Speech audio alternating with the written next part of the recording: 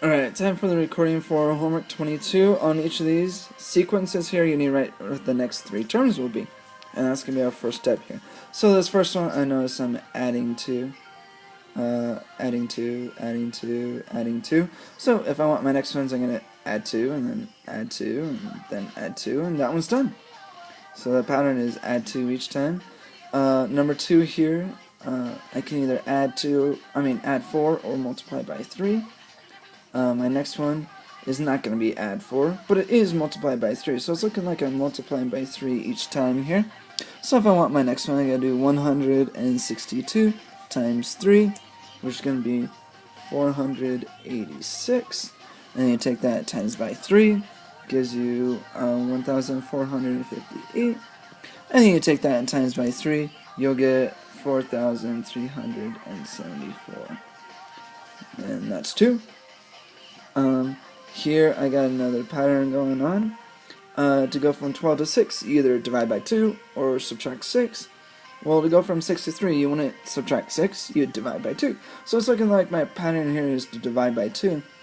And if you look here at the denominators, when you divide by 2 each time, you're taking the denominator and multiplying it by 2. So if I want my next one, I just do 3 on top, and then I take 16 and multiply it by 2, which is 32. And my next one, take 32, double it, and I'll go on bottom. And then to get my last one, I gotta take 64 and double it, which is 128. And that's my next 3 terms. So a few notes, this one's add 2 each time, this one was times by 3. This one was divided by 2. And then my last one here, it's looking like add 1, add 2, or like times by 2, times by 2. And then we got the 7 here. It's definitely not a times 2 thing, so it's not going to be a multiplication. Maybe we'll follow this add pattern here. Plus 1, plus 2, plus 3, plus 4, plus 5, plus 6, plus 7. Okay, so it's looking like our increase here is just gradually going up. And so if I want my next one, I have to add 8. 29 plus 8 is going to give you 37. And to get my next one, I need to add 9, which is going to be 46. And if I want my next one, I need to add 10, which is going to be 56. So I got these 3 terms here, 37, 46, 56. Alright, moving on to number 5.